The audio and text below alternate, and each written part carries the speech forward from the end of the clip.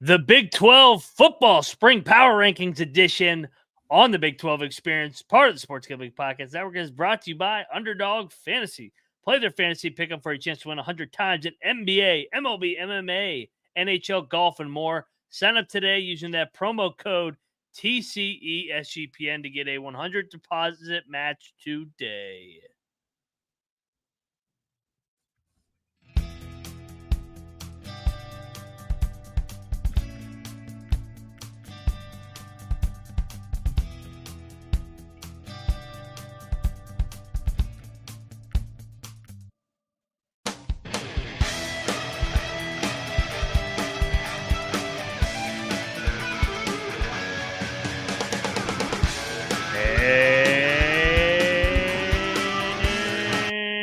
And welcome, everybody, to the Big 12 College Experience, part of the Sports Gambling Podcast Network. Tuesday, May the 7th. We're inching closer to August. Inching closer. Hopefully it gets here sooner rather than later so we can have some football games. If you're wondering who you're listening to, I am Moneyline Mac, a.k.a. the former video coordinator for Bob Huggins and Frank Martin, and we're talking Big 12 football. So I am joined by, well, you guys know him. He's always fighting a family civil war among the Big 12 towns in Stillwater. Well, Norman's on the way out, but he still got Waco, Fort Worth. You guys know him as the 6-time Zin champion, the green mowing, weed growing Big 12 guru, Troy. What is up, brother? What's going on? I'm actually watching soccer because it's early enough in the afternoon that there's nothing else on.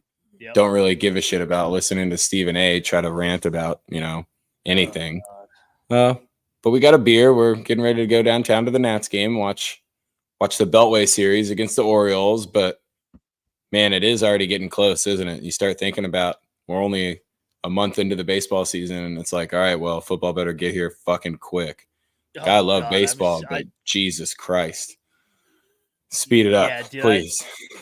It kind of hit me this week. I was like, all right, the NBA playoffs, it's been fun to watch. I mean, they've been entertaining, and NHL, I enjoy the NHL playoffs, baseball as well. But I was like, my God, when is football starting? 15 weeks away, everybody. It'll be here before you know it. And it really started diving into some of these team previews. And I know at the bottom of the screen, we still have Texas and Oklahoma. Our new graphic will display after June 1 when we start team previews for the new Big 12, aka the new Big 16. Shout out to David in the chat. Yeah, he's ready for Forks down in Arizona State. Not a bad idea. Don't worry. I don't think that we're gonna have to shit on Arizona State much. We'll let their play do the talking. But dude, Troy, I'm more excited about Big 12 football this year than I think I ever have been. And basketball is going to be its own animal. I've talked about it at length on the College Basketball Experience, where you're going to have 4 out of the top 6, 7 preseason teams. But football, man, this thing is wide the fuck open. With Texas and Oklahoma leaving, I'm so glad that they're gone. I'm not going to lie. It's more of every team kind of alike. The middle class league, as Josh Pate said, it's America's league. I think it's going to be a fun year in the Big 12, and hopefully with the expanded playoffs, we're able to get multiple teams in. But just your thoughts on the Big 16 headed into next year in the Big 12. Well, I mean, it's the truck stop league. Like now you've got to choose whether you want to stop at like the Circle K or Flying J or the Texaco. Like, there's not really much of a difference between any of them. Sometimes when you drive by one, you're going to see the pricing is like, damn, that fucking Chevron looks pretty good. You come back by 2 weeks later after they just shit themselves, and you're like, oh, man, I don't know if I want to stop at that gas station anymore.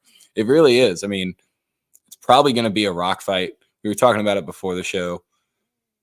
You can't even really narrow it down past 8 or 7 teams right away. Yeah.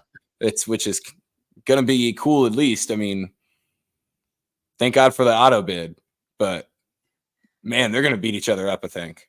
Well, and that happened last year. And you know what the crazy thing is too, is I know Texas ended up getting through it, but they only got there because Kansas State missed their fucking extra point. If Kansas State makes the extra point, or I can't remember whether it was an extra point or it was like a 27-yard field goal. It's one of the two. It was a chip shot. If the kicker makes it, Kansas State is playing Oklahoma State in the Big 12 title game, and Texas is left out completely. And I think it's going to be the same this year. And you're going to want to watch all our team previews. We're going to do each team will have its own team preview. So if you're a Colorado fan, you're an Arizona fan, Arizona State, Utah, you're new to this league, we're going to dive into your team, who you lost, who you're bringing in, your schedule. The schedule's the biggest thing because Oklahoma State, we called Oklahoma State last year getting to the Big 12 title, and we were this close to hitting a nice 40-1 because their schedule laid out perfectly. They got all the good teams at home. They avoided 3 out of the top 4 teams from the previous year. They played all the newcomers. So we got a new set of newcomers in this year, but the schedule really does mean a lot, especially when you only get 2 to Dallas. I don't know. Have you had a chance to really dive into any of the schedules at length? I haven't played the schedule game yet. I usually do that in June to really fire up on our individual team rankings. Right now, I'm just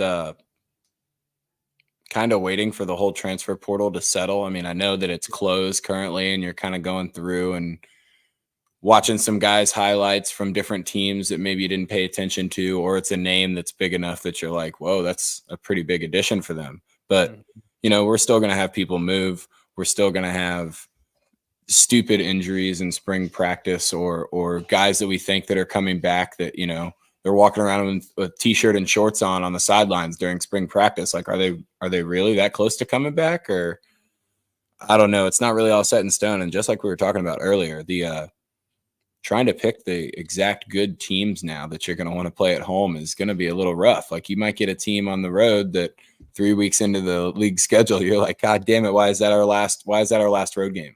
Yeah. So right now it's still just so much up in the air. And I'm telling you, I know Utah fans are still a little bitter that they're not in a different league. I'm telling you, you guys are going to be thankful every day that you're a part of this beautiful Big 12 league, aka the Big 16. Real quick, you got to pay some bills because if you're a hardcore baseball fan like Troy and myself, or just a degenerate like us, sitting in an office looking for some afternoon action, either way, you'll want to get over to the MLB Gambling Podcast or wherever you get your podcast where they break down all 162 games all year long. MLB Gambling Podcast. All righty, let's get into it. And we're going to so these are our rankings as of Tuesday, May the 7th. We'll do our official ones later in the year, or amendments, as Rush likes to say. Rush is out of town today. He's traveling, so he will be back later in the week when we dive into some expansion talk. So we'll have Rambling Rush back on later in the week. So let's dive into this thing, Troy, and we'll start 16. I'll let you kick it off, and then I'll feed off of you.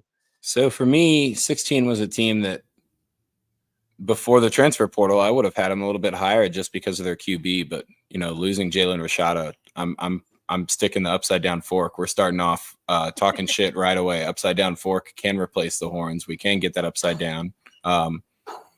Still gonna have some fun parties, I guess. The home atmosphere is gonna stink, but like 2 or 3 blocks away from the stadium, I'm sure it's gonna be popping off, regardless of what the team does. But I have them at 16, Arizona State.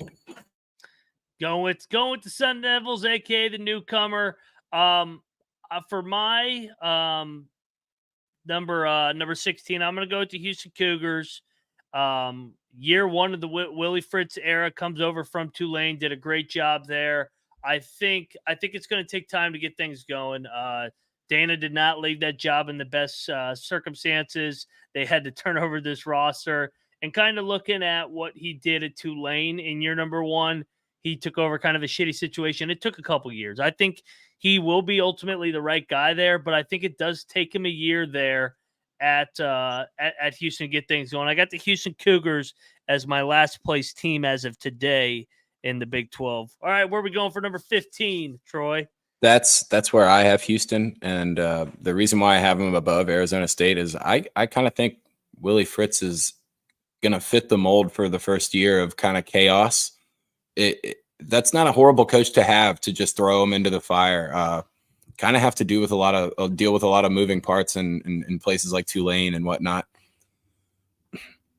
So I have them at 15, but not too much to talk about with Houston right now. 7 transfers in after losing, almost the whole offense and defense worth of guys. It's terrible. if you are high on Houston next year, we'll see what their win total, or we could dive into their win total just at the end. But if you're buying into Houston, you're just buying into the coach. I'll tell you for 15, I'll tell you a guy I'm not buying into. You know what? I'm going to amend it right now. I'll slide Houston up to 15 just because I believe in Willie Fritz. Number 16 for me is the Cincinnati Bearcats and Scott Satterfield. I know Emory Jones is not there anymore, but I'm not a Scott Satterfield fan myself. I don't think he's the right guy. I think we talked about it. We were puzzled by the hire. We thought they were going to suck. I actually thought they were talented last year. I thought they were good in the trenches, but I just felt like with Emory Jones and Satterfield, poorly coached, poorly quarterbacked. I'm going Cincinnati until they prove it otherwise in the Big 12. So Cincinnati 16, Houston 15 for me. Troy, Arizona State 16, Houston 15. Who you got at 14? And then I have Cincinnati at 14. I have them at 14 above 16 and 15 simply because not Emory Jones is going to be a step up. It's no matter who you put out there instead of that guy. I just have a feeling there'll be, maybe 10 plays throughout the year that aren't completely detrimental, and maybe the guy just gets sacked for a loss of 8 yards instead of just Brett Favreing the ball down the field and turning it over. So I have them at 14. I think they gain addition by subtraction here in a big way with no Emory. Yeah, it's hard to dispute that. So we agree on the bottom 3 teams. I think if you disagree with us on the bottom 3 teams, I think you're probably a fan of one of the 3 teams. I think just roster wise where they're at right now, these are by far the 3 worst rosters. I got Arizona State year 2 of the Kenny Dillingham era. I actually thought that they got better throughout the year last year. I thought that they were going to be god awful, and they kind of started that way. They started 1-8, but they got wins over Wazoo and UCLA at the end. I think that they actually competed more down the stretch. So maybe they take a little bit of a stride. He is a Dan Lanning guy. So give me Arizona State as my number 14. Where are you going for number 13 as of today, Troy? I've got Super Soaker and Rush's BYU Cougars all the way down here. I think for the sake of not making the BYU fans mad, I think this would be a tier higher than the bottom 3, but I don't think it's much higher. Like it's the little step up, like leaving a hotel room or something that's fucked up that trips everybody. There's barely a step up here from the bottom 3, but I do think there's a chance that BYU can strike gold. Some defense out there maybe, but I really don't. I don't see much momentum behind Sataki right now. I hear a lot of negative things from the fan base about him, and that can weigh on you as a coach, maybe get you out of character. Troy, we're agreeing again. I got BYU. This is a big year for Sataki, and Rush will talk about it more at length when we get into the team previews. But I think his seat's a little bit hot. I think they really just pulling up Sataki's last couple years at BYU. He 5-7 and 8-5 the last 2 years. I know he did have the 10-3. He did have the Zach Wilson 11-1, but other than that, 7-6, 7-6, 4-9. I think they need to have a better year, much better year than they did last year, because they were sitting at 5-2 and they missed a bowl game, losing 5 straight down the stretch. So big year for Sataki. Jay Hill, the defensive coordinator, he's been rumored. If Sataki's not the guy, maybe Jay Hill is. So I got BYU. We both have BYU at number 13. At number 12, where are we going?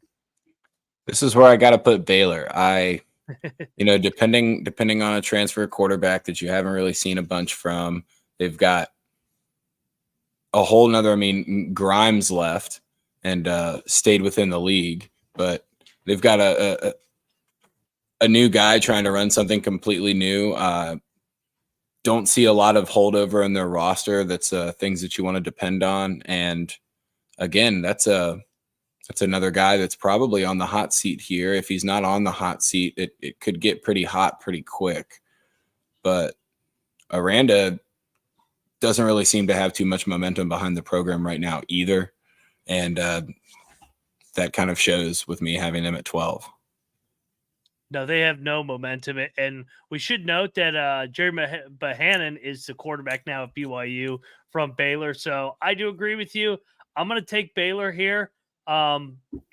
Baylor is kind of BYU right now for me. They had that really good COVID year, just like BYU did, and they've kind of been spiraling. I mean, they lost to fucking Texas State in the opener last year. That really set their season on fire, and it really set the tone for what was a horrible year.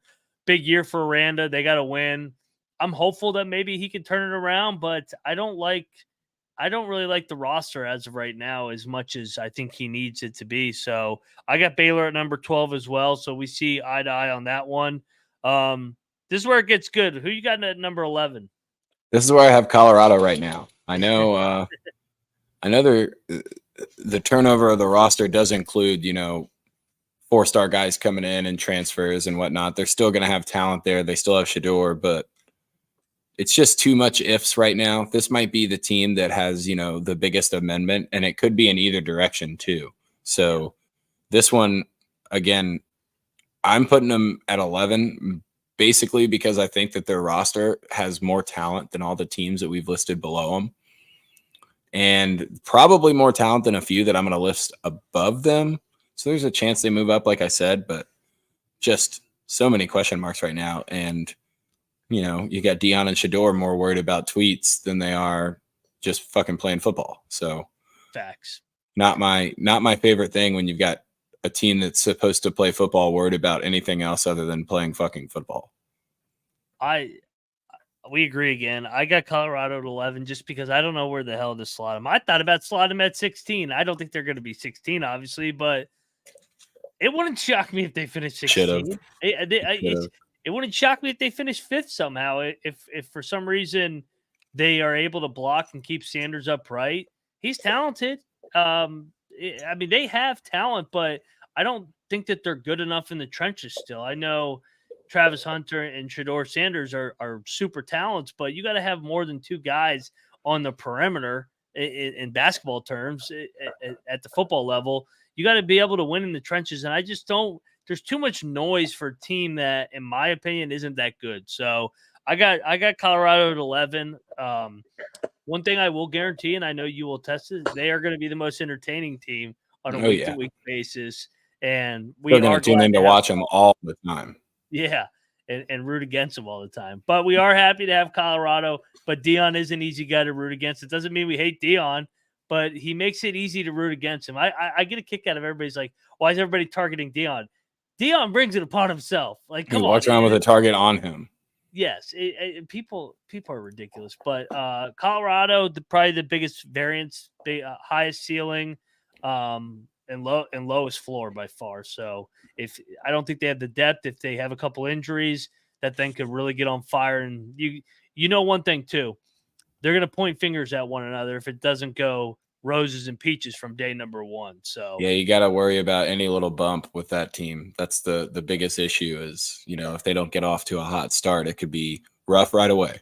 Yeah. Well, and I was looking at the schedule, Troy. Last year they had a really good schedule. I know they had to go to TCU, but they got Nebraska and Colorado State at home last year. They got to go to Fort Collins, which they should have lost in Boulder last year.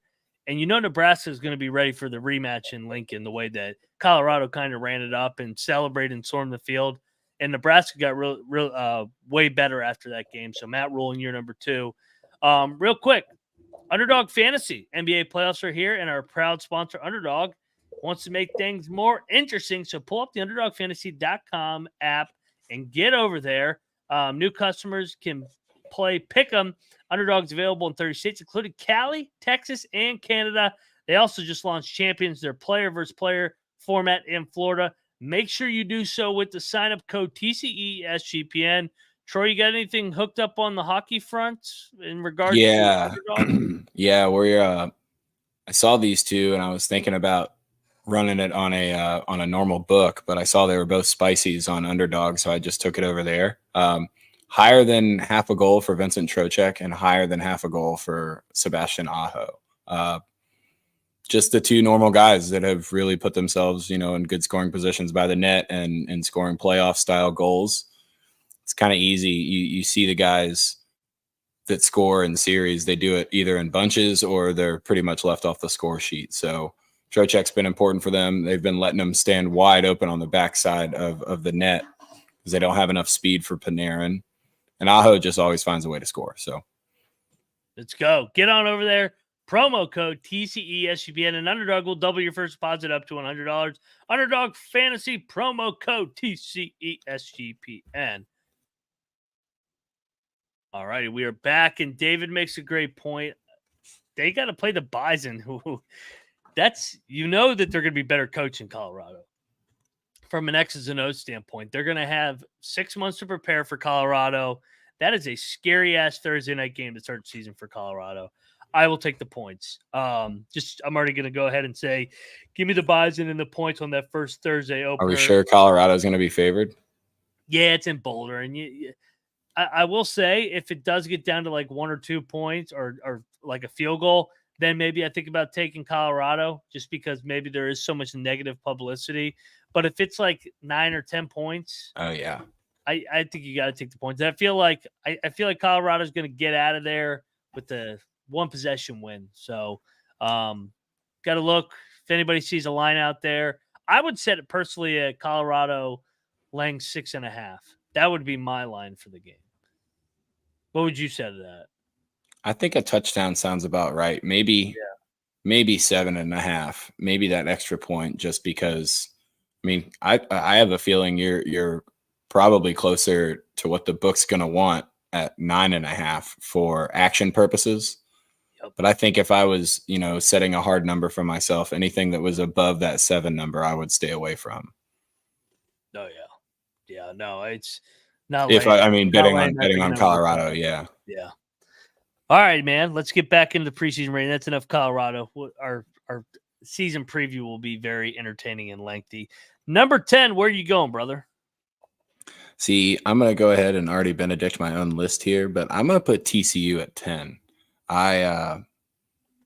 Between the 10th and the 9th team that I have, and I guess it doesn't really ruin anything because it's UCF is the 9th team between.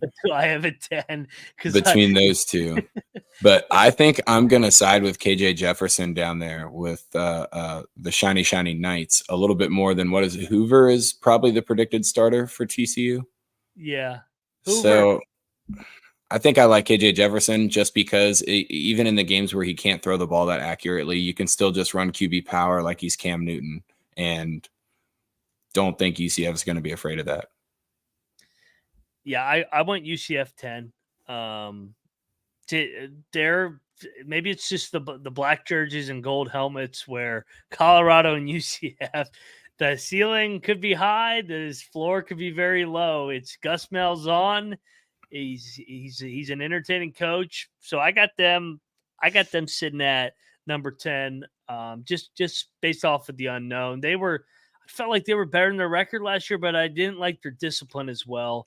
You had TCU at 10, right? Yeah.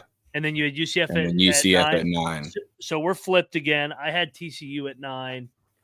This is kind of just more of a splitting the difference with Sonny Dykes. 9-0 in the Big 12 first year, finishes first. Last year, disappointing coming back, 3-6. I think they're somewhere in the middle here. They finished somewhere middle of the pack, so I got them at number 9. I think Hoover will be a little bit better than Chandler Morris, who was really a disappointing season off the injury last year. They really missed Max Duggan, man. Holy shit. I mean, he even looked pretty good in some preseason games, which, again, there's a big difference between regular season and NFL preseason. But if you're looking good in NFL preseason games, you're at least good enough to light up the Big 12. I don't think Hoover's anywhere near that. And yeah, they're definitely missing, at least a Trayvon Boykin type guy. Yeah, I agree. All right, number 8. I think we have the same one at 8, and then it gets good. Yeah, I've got Texas Tech at 8. I see him right in the middle of the pack, and I kind of leaned to the number 17 a little bit more just because of now the the confirmation that the head coach of him staying in town and continuing to climb makes me think that I'm gonna put Texas Tech below that team. So I have Tech at 8.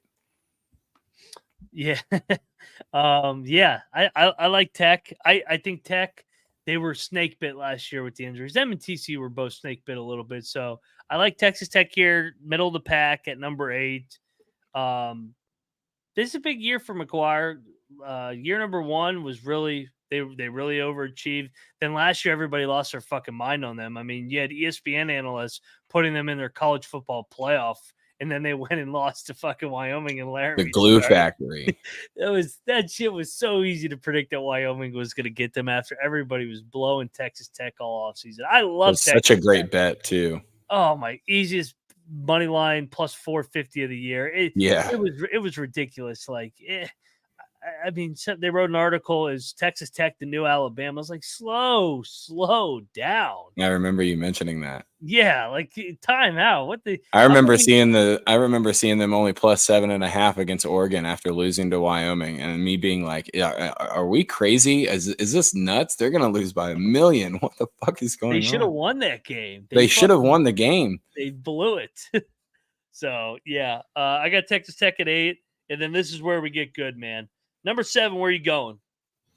I'm going with West Virginia at 7. I was thinking about having them a little bit higher, but for the same reason as to why I was so high on them last year, they don't return a whole offensive line of guys. And they really did depend on that and kind of, play how all of the West Virginia fans were encouraging them to play.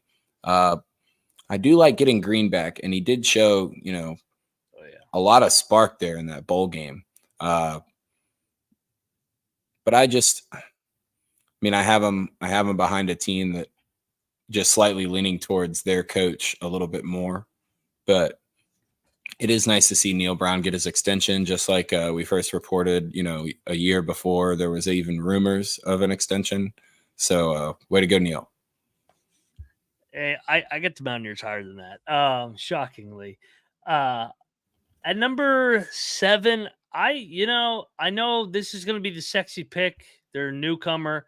I went Arizona, and I know they finished the year strong, but they have a coaching change. I think we can't ignore that. They do still have Noah Fifita, who was electric last year. They still have his top target in McMillan, but I can't ignore Jed Fish taking the Washington job.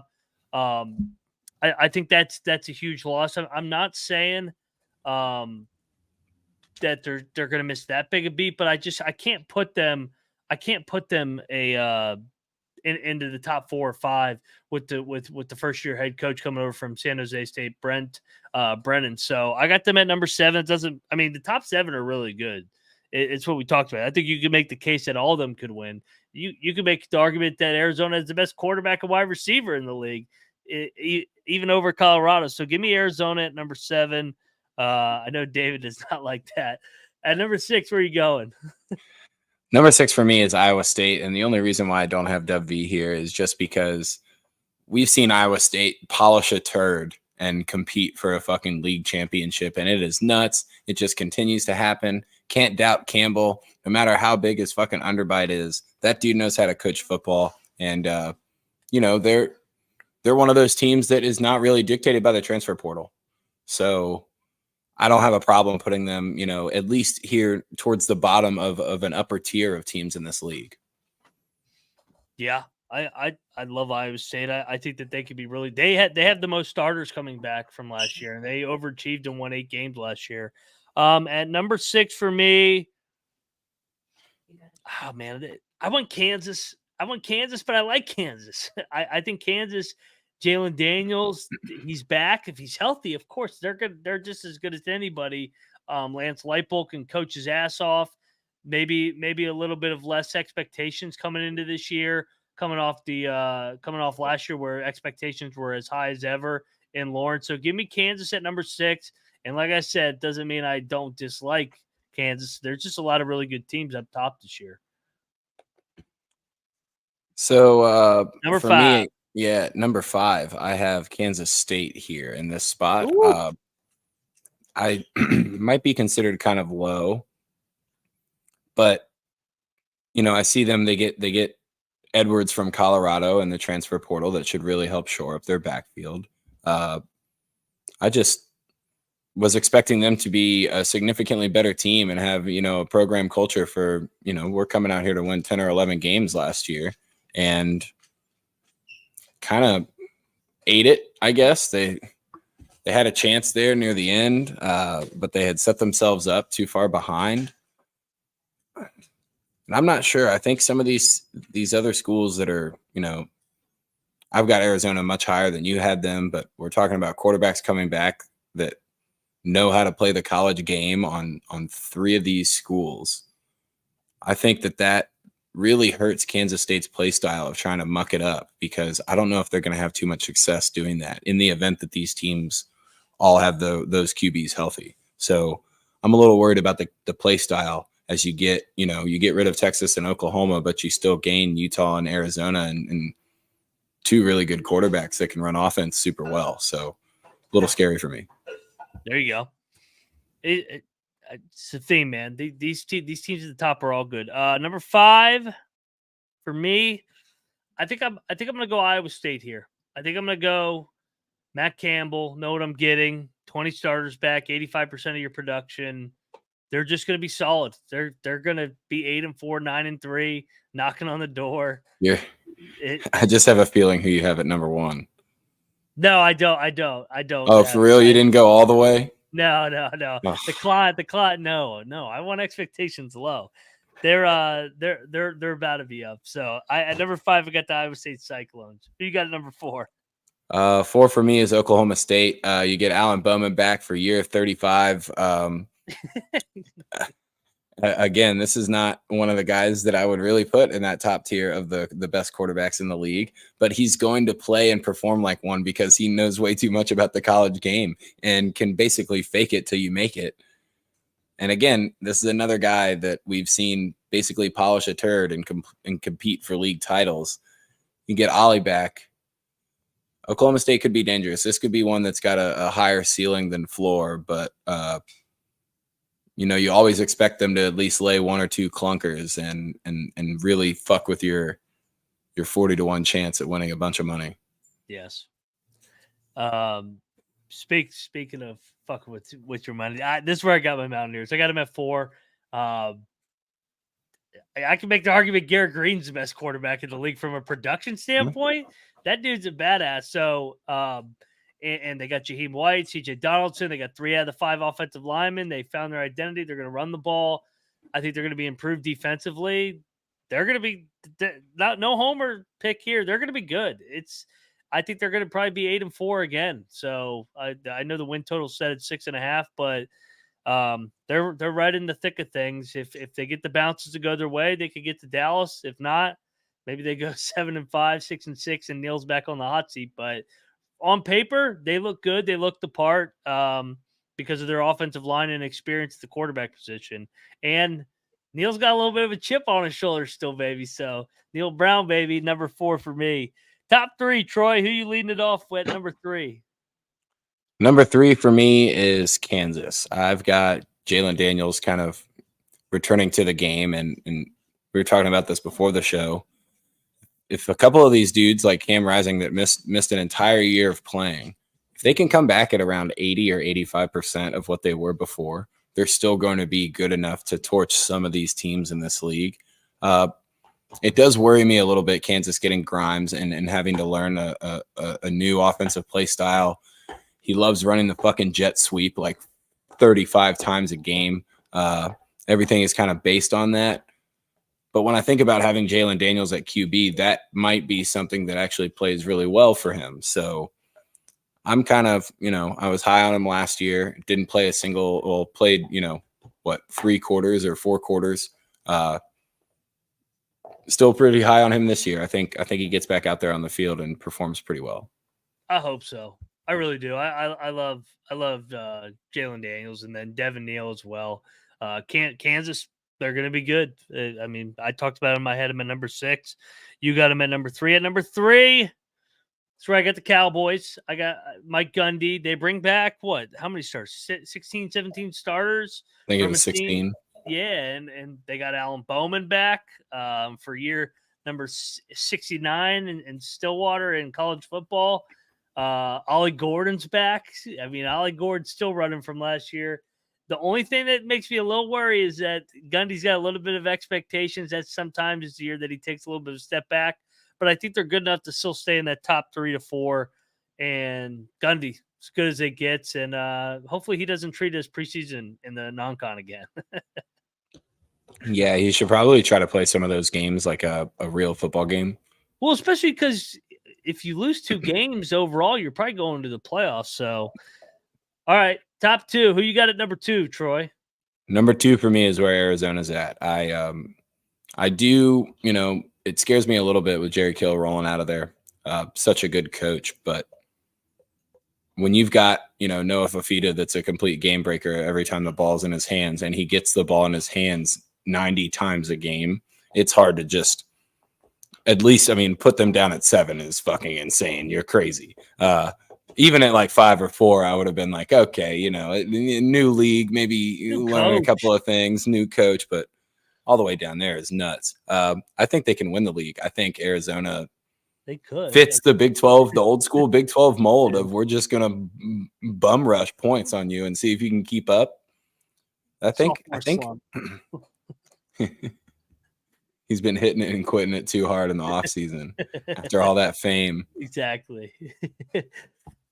Sorry, what were you saying? No, I've got him. I've got him at 2. The coaching change, it can make a big difference, or it could just be, the culture is kind of being built pretty well at Arizona. You get these guys to stay that typically you think somebody like Fifita would transfer out to a pretty big name school, and he no interest in it, and hangs out with his buddy that has been playing football with him, throughout high school and now into the first year of college, and just lights it up right away. That's scary, man. That's a scary combo to have, especially in this league. A quarterback and a wide receiver Justin Blackman can get drafted in the first round and never really play in the NFL ever. Yeah. It's nuts. I think you may have this team at number 1. I'm trying to do the math in my head. I got them at number 2. I got the Utah Utes. First year of the Big 12. Just ask their fans how excited they are. Wittingham, man, the guy can coach. He can. What did he say last year? They might have the number 1 pick, but we got a good pig farmer at quarterback. And we got a pig farmer. We'll be fine. Yeah, goes in and beats USC for about the 70th time in a row. He can make it work. He's going to be just fine in the Big 12. He's won in the Mountain West. He's won in the Pac-12, the Pac-2, whatever they are now. He's as good a coach as any coach in America. Wittingham, and he's been there forever now, year 20 or year number 21. So I got Wittingham and the Utah Utes with Cam Rising coming back at number 2, and I'm looking forward to them being in the league. I think they're the way that their brand of football, physicality with Wittingham and Rising coming back for another year. It's going to be fun having them in the inaugural year for the Utah Utes. So they're at number 2 for me. Number 1 are the Utes for you, right? Utes are number 1 for me. Again, I've seen them play too many big games and win, specifically at home. It's going to be hard to go up there and fucking get a road win against this team. Again, Cam Rising comes back at 80 or 85% of what he was beforehand, and Utah's kind of obviously nothing's really going to be super duper smooth sailing in this league, but I would not be surprised to see them be a class above everybody else. I think I don't know if they're going to be a class above everybody else. I think the Big 12's due for a nice little bounce back. We talked about it. These top 6 and 7. These are quality teams right now. At number 1, I know you had them lower. You know where I'm going. Kansas State. I always go K-State number 1. Avery Johnson taking over the reins for Will Howard. They got DJ Giddens in the backfield. I think that they're going to be absolutely electric offensively. And I look at what Kleiman's been able to do there. They were 1 game away from being right back in the Big 12 championship.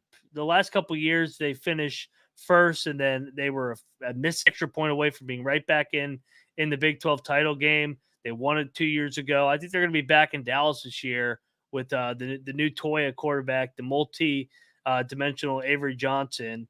And I think Kansas State is I like the way that this team looks on paper, offensive line, defensive line in the trenches. So give me the Kansas State Wildcats at number 1 in the Big 12 in the way too early spring preseason rankings. You got to remember the Utah NIL deal where they all get their F-150s. Yeah.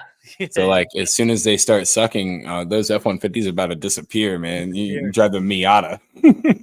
Yes. All right, man. Well, we got it. We ran through it 1 through 16. We'll be back, like I said, later in the Big 12 College Experience. Shout out to Troy and Tibbles over there. Here's Tibbs. He's got Oklahoma State number 1, I think. Thank you for rocking with us. I see 200 plus people watching right now. Hit that like, hit that subscribe button. We are the Big 12 College Experience. We'll be back later in the week talking expansion. And before you know, we'll be doing each and every single preview. So all you newcomers out there, make sure you turn on the notification so you know when your team's going. We'll be talking a little bit of basketball portal because that portal never stops. We got the college baseball playoffs right around the corner. Go subscribe to all the channels. College Football Experience with Colby. He starts his previews here in just a couple weeks. FCS Experience, the College Baseball Experience with Noah Beanick. The road to Omaha. It's 1 month away. And go check out me and others on the College Basketball Experience where we're talking your favorite basketball team all year long. And go check out the Main Sports Gambling Podcast. Troy, cheers, my friend. Go Nats. Get over there to Nats. Yeah, go Nats. He is at Troy Chewning. I am at Moneyline Mac. We are the Big 12 College Experience, and we are out of here. Cheers.